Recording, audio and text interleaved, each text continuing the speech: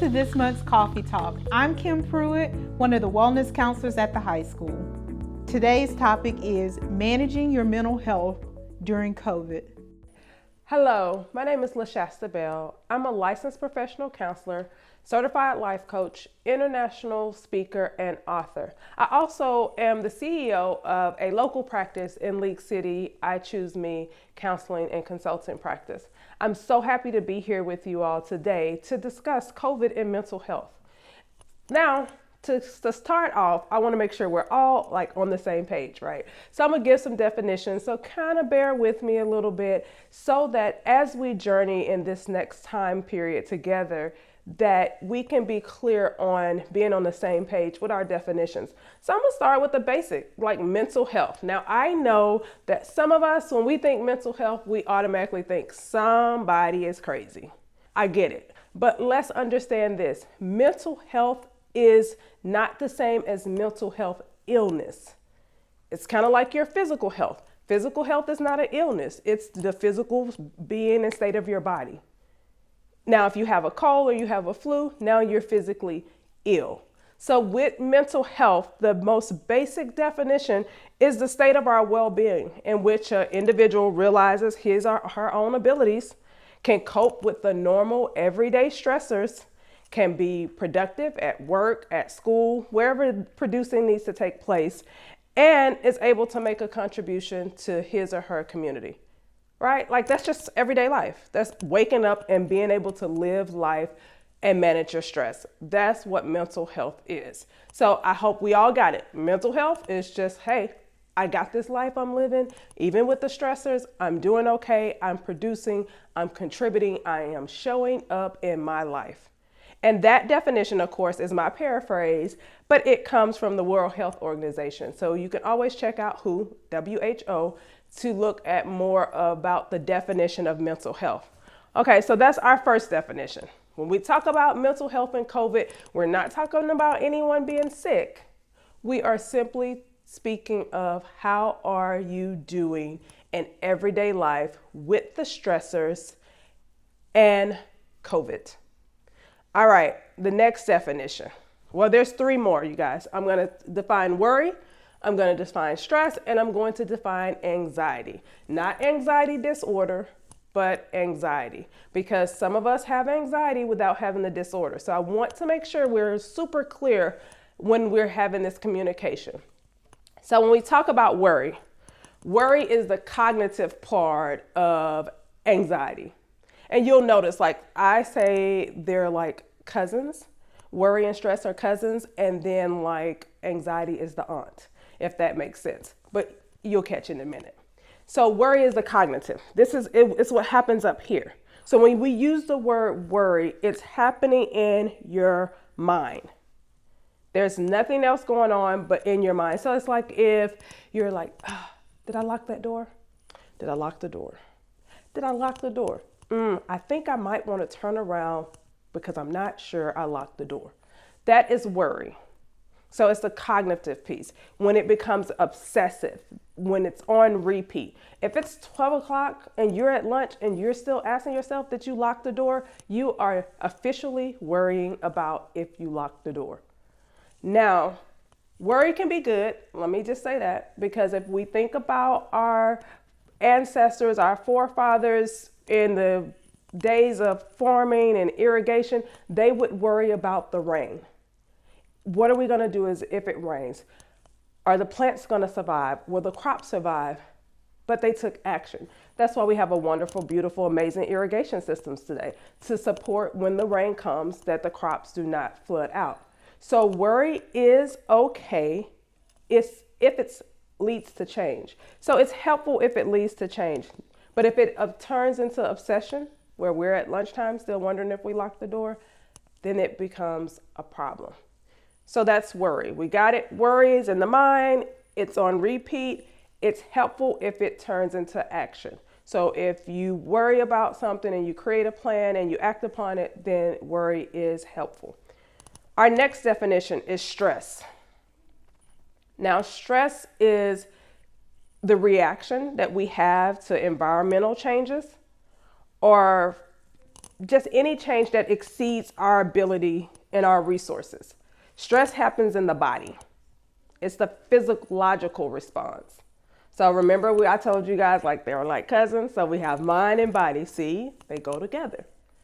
So when you are not feeling well and you're nauseous or you're tired, that can be stress showing up in your body. So stress is just external. So like right now, we're dealing with COVID. We're dealing with an upcoming election or election already happening or whatever it may be. There is stressors and it will show up in your body. So if you are stressed, it shows up in your body. Now, when we think about stress and teenagers, it can look different in our kids.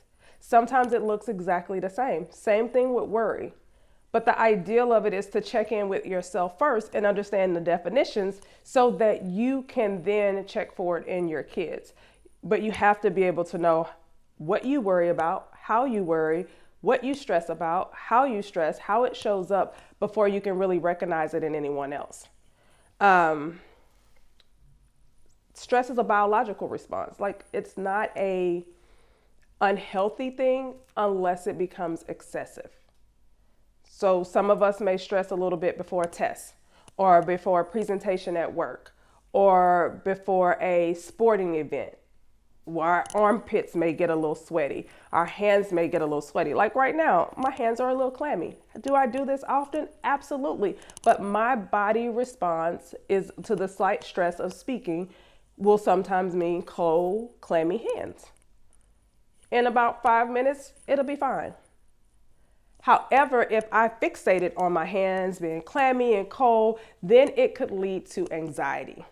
So when we talk about anxiety, I said was like the aunt, I know, is the mind and the body's reaction. See what I mean? It all goes together. Worry in your mind, stress in your body. Anxiety becomes the worry in your mind and the stress in your body.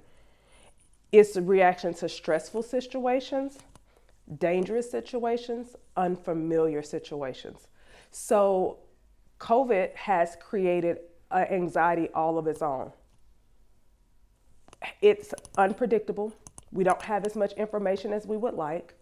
The information is changing.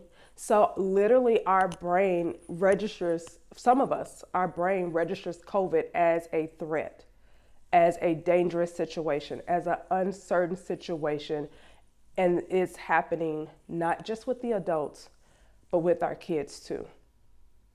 And so it's valuable to take a moment to really pause and check in with yourself about your anxieties, about your worries, about your stressors.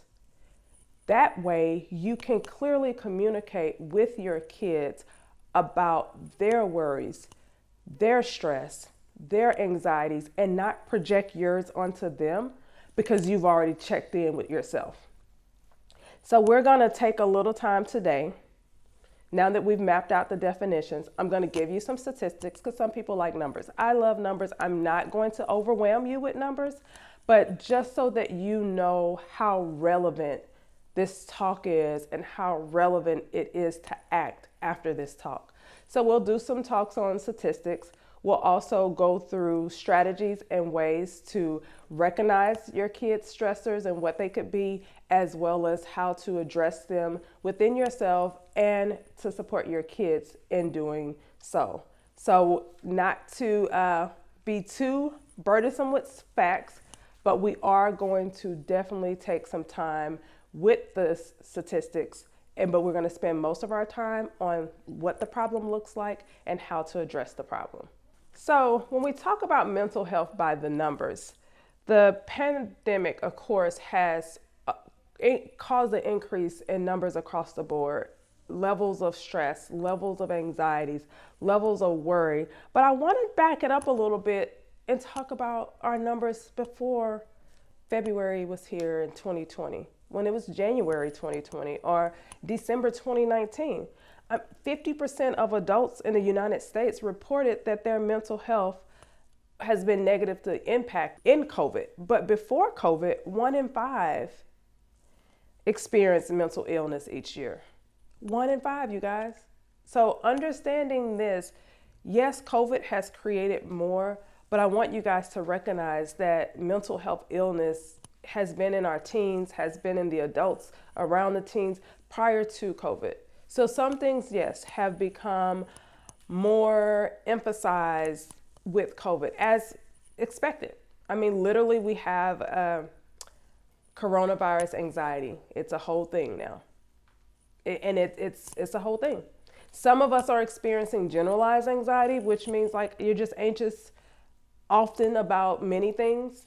Some is related to performance. Some is related to being in school, returning to school, being at work, returning to work, working from home. It's all around us. And the value is in recognizing it. Before 2020, 1 in 25 adults experienced serious mental illness within the year. 1 in 6 youth ages 6 to 17 experience mental health disorder. And so the difference in illness is like, okay, I have a cough, I have a cold. You're physically sick. There's an illness versus a disorder. So when I say illness for the adults, that means that high stress, maybe some anxiety, some depressed mood, some depression here and there. But when we talk about disorder, that means a diagnosis. So that's the difference between I have the common cold and I'm diagnosed with diabetes. So when we look at the youth numbers, when we say 1 in 6 were diagnosed with a mental health disorder prior to 2020. So in a classroom full of kids of 30, at least 5 of them. So before COVID even happened, our youth were being diagnosed at a pretty high rate. And we're not even factoring in those that go undiagnosed. And some of us go like, okay, well, how do you get there, LaShasta? It's prioritizing your mental health. It's addressing your mental health. You take your kids to get a physical at least once a year. You take your kids to the dentist once or twice a year, right? We take our kids to the eye doctor once or twice a year. And so it's about finding a way to incorporate, how do I check in with my child's mental health? Does that mean going to see a therapist? Does that mean practicing some type of relaxation as a family? Does that mean having Sunday table talk with the family, or at dinner one day a week, everyone sitting down talking about, we used to call them like sunshine and clouds. What's one thing that was great about your day? What was one thing that was not so great about your day? It's important that as parents, you find one way or many ways to be intentional about checking in with your mental health, but also checking in with your child's mental health. Just like we're intentional about taking them to the doctor, the dentist, to get a haircut, to go to the mall when they've grown out their pants. Some of them are dealing with stressors and anxieties, and they're literally waiting for an adult in their life to say, hey, how are you feeling today? Not how are you doing, but how are you feeling? Like, let's go deeper. So being sure that you know the numbers. Now, when we talk about the numbers with COVID, I'm going to just speak to the adult numbers. 53% impacted, 36% having difficult sleeping, 32% having difficulties eating. Alcohol and substance consumption up 12%. Domestic violence up. All of the numbers are up as it relates to adults. Most of these adults are connected to kids in some capacity. So what you do, how you manage your stress, you're teaching without even knowing. If we look at some of the other numbers, kff.org is a great website to go and look very briefly. Please don't just take a whole day and look, because it can be quite overwhelming. But if you want to identify where the numbers are, what's happening statistically, that's a great site. So from March to July, the percent of adults reporting negative impact on their mental health, it jumped from 32% to 53%.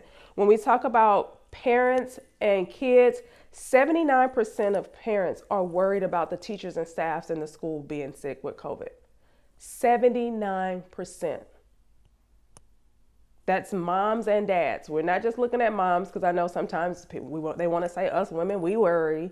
Okay, we kind of do sometimes, but so do men. 79%.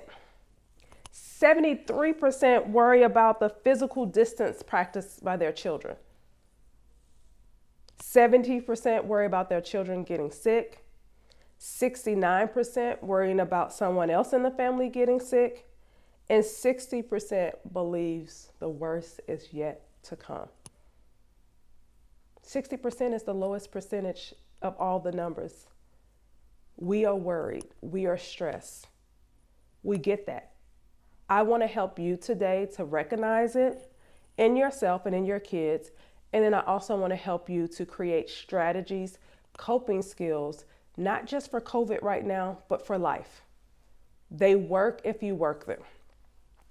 So when we talk about kids, 7 out of 10 are reporting struggling with their mental health right now during COVID. So that's 70% again. Over 50% report anxieties. 43% are reporting depression, and 45% felt that more stressed than usual. So once again, these numbers are increasing with COVID. Drug and alcohol usage is not uncommon in teens and adults as a way to self-medicate. It's not uncommon. Some are using even energy drinks, drinking several of them to create an elevated high. But we also know from a study in 2016 of 10,000 teenagers that 2/3 of them who had a substance abuse disorder also experienced at least one mental health disorder. So let's understand this. Self-medicating with drugs and alcohol is not just an in-the-moment thing and, oh, it's just a drink. It can lead to a substance abuse disorder, which is very likely, 66% likely, to lead to a mental health disorder. Kids are vaping, they're using their jewels and pens and, synthetic marijuana. There's so many different options and possibilities.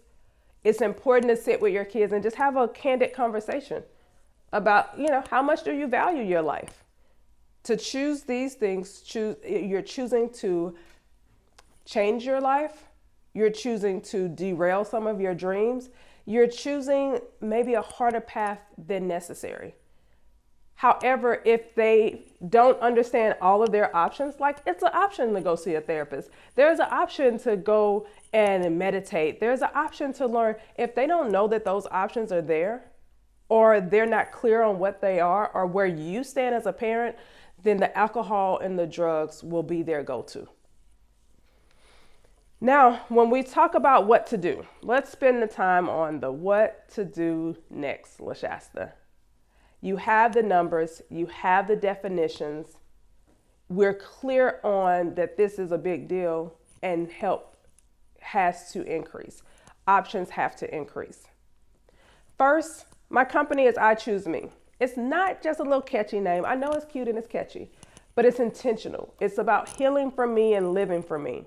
It's a journey that I took myself after being overwhelmed with so many different roles and responsibilities and trying to figure out what everyone else wanted me to do. And I know some of you can relate. You absolutely can take a moment and go like, oh, some of you may be watching this because you feel like that's what a good parent does.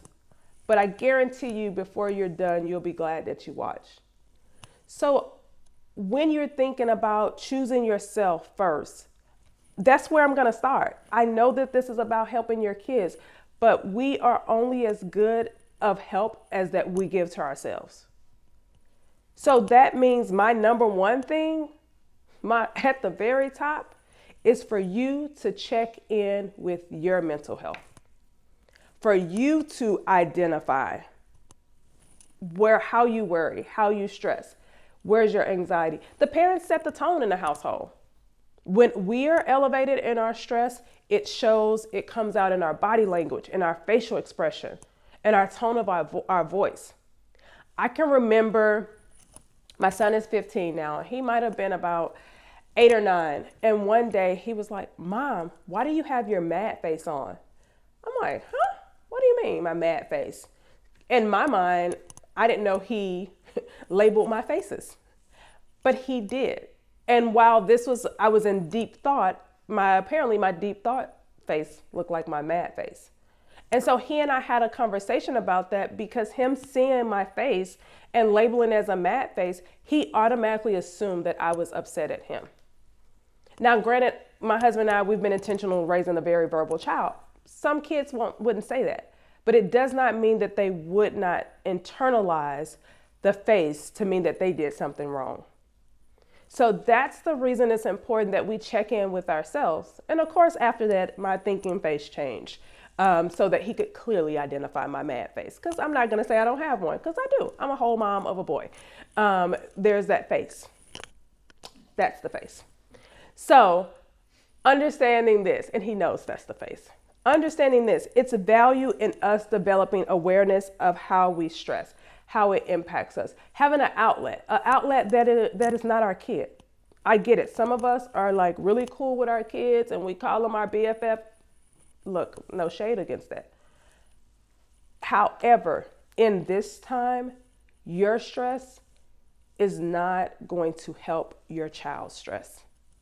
So it's value in having an outlet, a good friend, a group of friends, a local church group, a therapist, a mentor, a spouse, whomever, someone that you can speak to openly and honestly without judgment, which ideally is a therapist, because we're not biased. We're there to support you. Most insurance will cover it. All insurance will cover it. They're doing great things right now, like waiving copays. So if you're virtual, there's companies that have employee assistance programs that can help. So being able to take care of you first. If you're not going to do that, then the rest of the things that I'm going to talk about will be much more difficult. They will be less effective. I'm just going to be honest. I'm not saying it's impossible. I'm not saying that it will not help. I'm just saying that if you're going to do it, don't you want the biggest bang? Don't you want it to be to the full extent? If you're going to take your time and your energy, don't you want the greatest result for you and for your kid? I know I do. So setting aside some time to care for yourself. I know this whole word self-care, look, I'm going to just tell you, I feel like social media has just watered it down. So I'm going to give you another definition. I'm big on definitions. Self-care is any thought or behavior that contributes to your mental or physical health in a positive way. I'm going to run that back.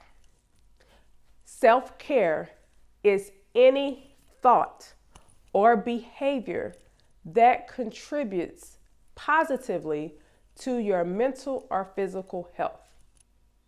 So I get it. Self-care is trending. Hashtag self-care. Hashtag pedicure. That's great. You can go get a pedicure and it be self-care.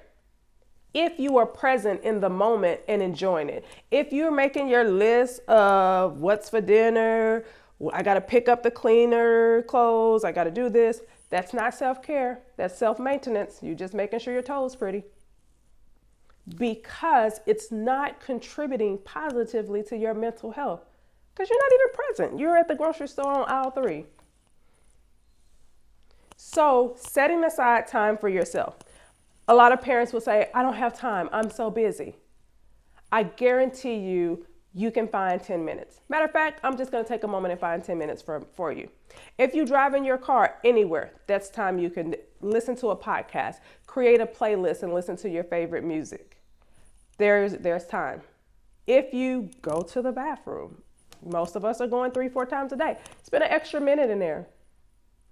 That is time. It doesn't have to be a lot of time. It just has to be intentional and that you're setting aside time and you are focusing on your mental health. So talk to your kids about mental health. Once again, remember I said in the beginning, some of us think about mental health and we think about mental health illness. We think we're crazy or somebody's cuckoo or whatever it may be. Normalize mental health in your household. Normalize the word. Normalize the definition. Let your kids know that it's okay to talk about your thoughts and your feelings and your emotions and not be judged. Speaking of not being judged, when you talk to your teens more, do more listening than talking. Listen to them. That goes a long way. We know it. Sometimes we just want somebody to listen. We don't want you to fix it. We don't want you to like co-sign and bad mouth anyone with us. We just want to be heard. Your teenager is no different. As a matter of fact, they want and need to be heard more because they're in a very fragile developmental stage in the midst of a pandemic. So understanding when you talk, do more listening. There's value in asking the question, how can I help? In any relationship, just asking, how can I help? So you're sitting, you're talking to your teen. Matter of fact, I'll use my kid as an example. He knows I do this all the time. He'll have problems with a teacher. Oh, she said I had another missing assignment. I turned the assignment in. I think she lost it. Well, as a parent, the first thing I'm like, do I need to email that teacher? Yeah, I said it. I'm a former educator. Look, I know. And he'll be like, no, let me try to take care of it first. So he's setting a boundary. I hear him and I will say, okay, you go for it. However, if this continues beyond such and such date, then as a parent, I'll intervene. So giving your kids the opportunity to vent and be heard, and don't be like me and jump in and like, I'm gonna email the teacher, but instead ask them, how can I help? Because if I were to ask my son that, he would say, Ma, I got it, but if it doesn't change in a week, then you could email the teacher.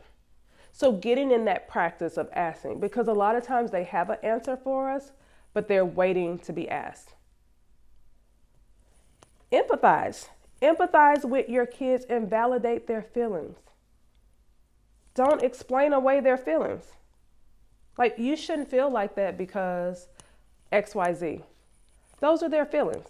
So rather than telling them they shouldn't feel a certain way because some kids have it worse, or they should at least feel grateful for ABC, not to say that they shouldn't be grateful, but their feelings are still valid. So if your kids are expressing their emotions and feelings, maybe saying like, I hear you. Yeah, that sucks. Ugh, I can't imagine.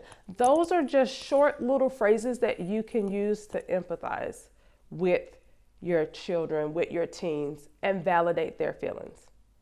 Like actually saying, I hear you. That sucks. Sometimes that's all that's needed. And it goes such a long way.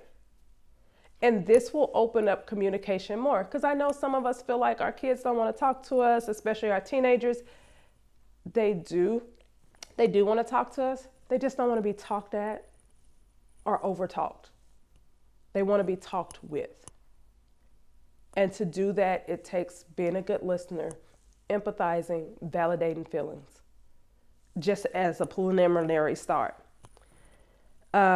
Recognizing signs of worries and anxieties in your kids. So once you've checked in with yourself, you're good, you've set aside time for yourself, you've practiced active listening, that's what we call what I just explained. Now it's like, okay, now I can check for the signs. Because here's the thing, if you don't square yourself away, then the anxiety you feel, you'll start to be like, he looks a little anxious, he keeps tapping his foot. You will literally project what you're feeling onto your kids. That's the reason the number one thing is to check in with yourself first.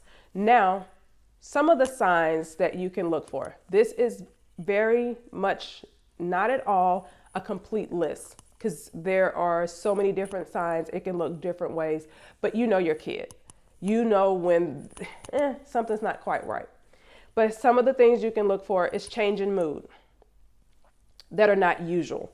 So increased irritation, frequent conflict with family members or friends, hopelessness, rage.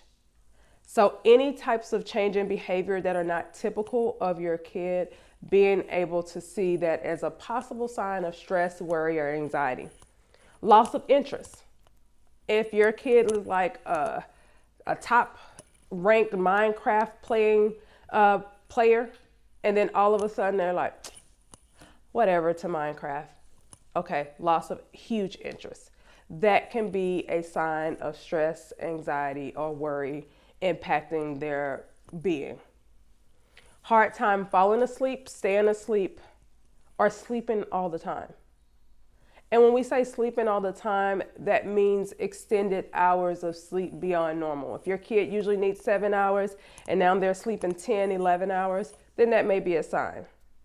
Changes in weight or eating patterns, changes in appearance, not keeping up with their hygiene, not washing their hair as often, not being concerned about what they're wearing or if they've had the same clothes on for 3 days, those type of things.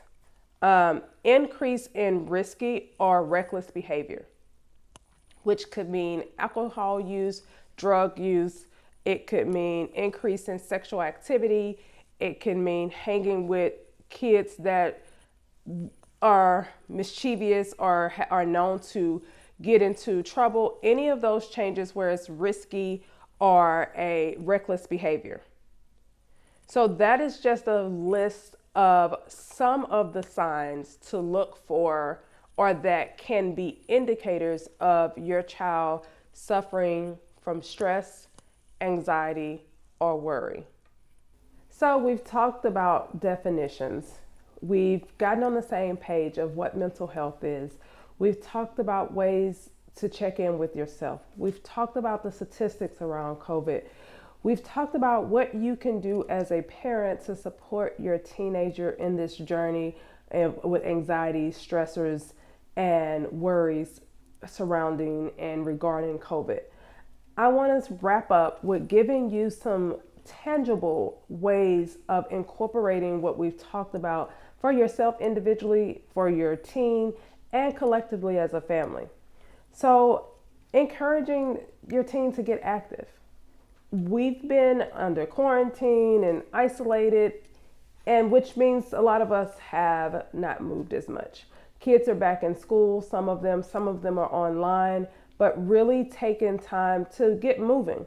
And being active looks a lot of different ways. I use the word active because sometimes when I say exercise, people feel like I'm cursing at them. So I'm going to say be active, get moving, whatever that looks like. You can even use yourself to help, like telling your teen oh, the doctor says I really need to be more active. Would you mind going on an evening walk with me? Or would you mind holding me accountable and us doing some yoga together or some dancing together, whatever it may be. So you can incorporate yourself in it, or you can just say, hey, you need to get outside at least 3 times a day, go for a run, go for a walk. Speaking of outside, that light, the natural light, helps with our mood. The sun helps with our mood. So even if it's sitting in the backyard, going for a walk, sitting in the front yard, just getting out into some natural light. You can also, when you get moving and you're exercising, our brain releases chemicals that improves our mood. And so there's that whole biological, all one body taking place. So the getting active is not just for your mental health, it's for your physical health as well. It can be running, biking, yoga, walking, managing screen time. I know this is a huge thing, and some households go back and forth and kids are unhappy, and it's okay because unhappy is a healthy emotion too. So when we say unhappiness is a healthy emotion, understanding that unhappiness, it's an emotion. Us feeling sad, down, blue, that's okay. Because they are all given emotions and are important. So your teen being a bit unhappy or sad about a decrease in screen time, normalizing that emotion and letting them know that it's okay. So limiting screen time and or being intentional about what the teen is watching or doing on the screen, which may mean finding podcasts that they enjoy or creating a playlist with more positive, uplifting music, decreasing the social media scrolling of various stories and statistics and numbers surrounding COVID, and even doing that for yourself. I have an iPhone, and so you can put time limits. So I ended up putting time limits for all of my social media. And when it gets to that time limit, it's like, okay, you got 5 minutes left, and that's it. And so to extend that time, I have to be intentional about putting in the code and asking for more time. And in that space, I ask myself, do I really need to get back on social media right now? Is it going to help me to feel better? Is it going to create a shift in my mood? Or is there something else I can do instead? So you can even look at doing that.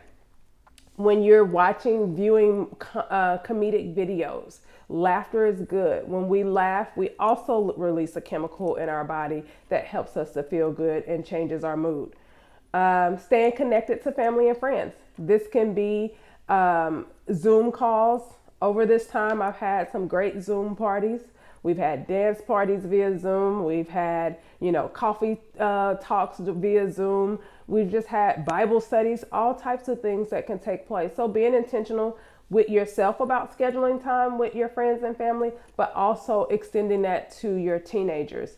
Social distancing, sitting in the driveway 6 feet apart, sitting in the backyard 6 feet apart. So being able to allow them to connect, but you're setting the boundaries as a parent of how they connect and to what extent. So basically the boundaries is like, here are the walls, and then you let the kids paint them. But you set the walls, you set the parameters of what's okay and what's not. Try practicing mindfulness. So mindfulness, if we go to the definition, the most basic definition, it's your ability to stay fully present in the moment, being aware of what you're doing, what's going on, and not overly reactive or overwhelmed by what's going on around you. So it's just being right here in the moment. One of the best ways to practice mindfulness is sitting with your breath. So right now, I would encourage you, I'm going to do it. You can either watch me and do it, or you can just watch me, whatever you prefer. Sitting with your breath, of just taking a deep breath in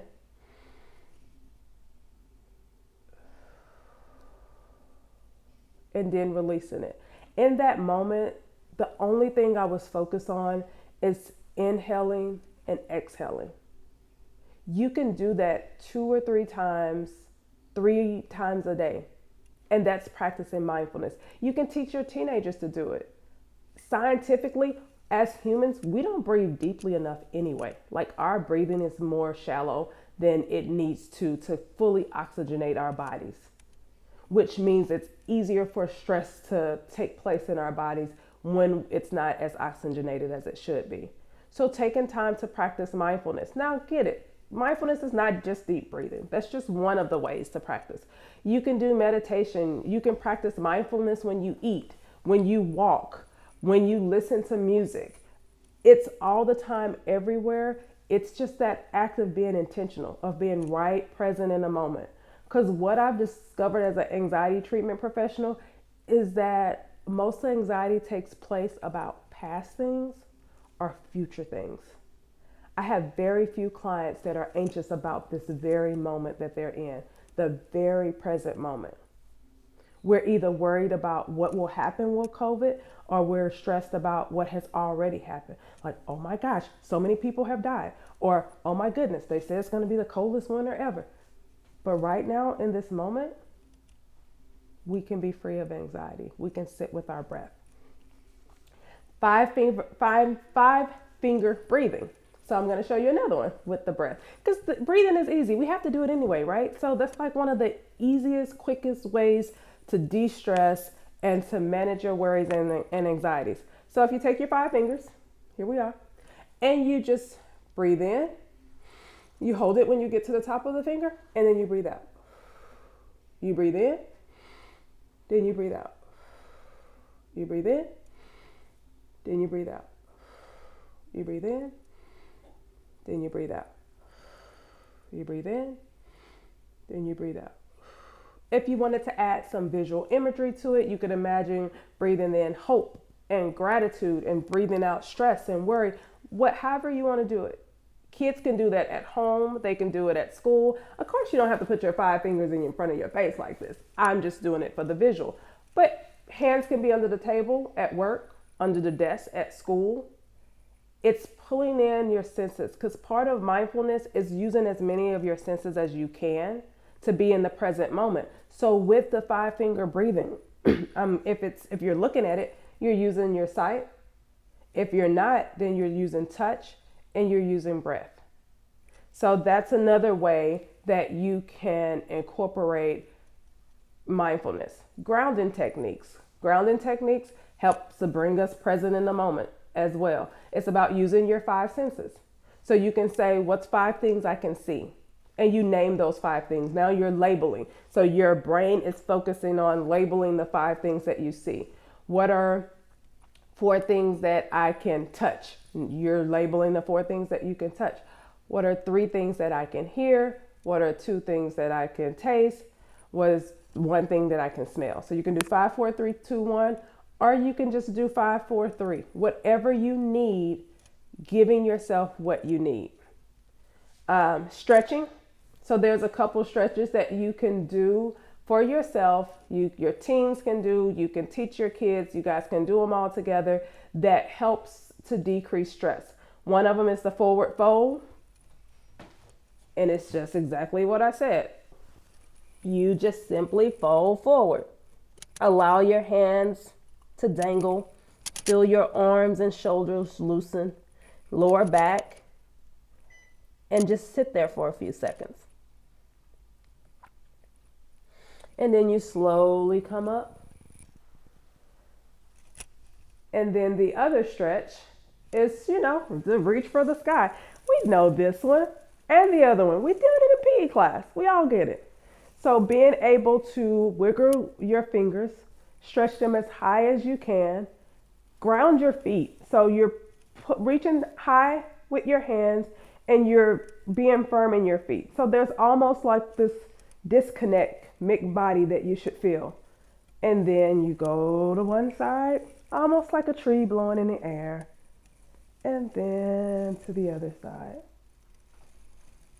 These 2 stretches are very beneficial and can help relieve stress in the body. It's not just for your physical body, it's also for your mental health. Focusing on what you can change rather than what you cannot change helps to decrease your worry, your anxiety, and stress. So as we recap all of the ways to decrease your anxiety, decrease your worry, decrease your stress, I want to challenge you to start right now. The holidays are coming up. Extended time at home for students who return to school is coming up, which will also bring about additional stress. Holidays can be stressful for some without COVID. It's going to be even more stressful as we navigate. Do we go to the family dinner? Do we not go to the family dinner? Do we go to the Friendsgiving? Do we not go to the Friendsgiving? Do we go do the usual charitable things and deliver baskets that we usually do, or do we not? And so there's going to be conflicting feelings about how to navigate a holiday during a pandemic. Give yourself permission to say yes when you want to say yes, and to say no when you want to say no, and being okay with that. Because for each no you give, you're giving a yes to yourself, a yes to feel safe, a yes to be less stressed, a yes to be less worried, and a yes to be less anxious.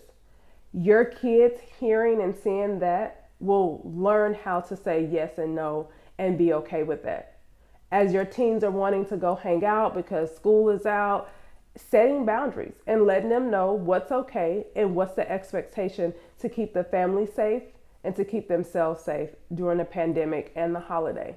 I really appreciate the time that we've spent together. I thank you for listening. It's my hopes that something was said today that will help you first and then help your team, and know that help is always a phone call away. Thanks.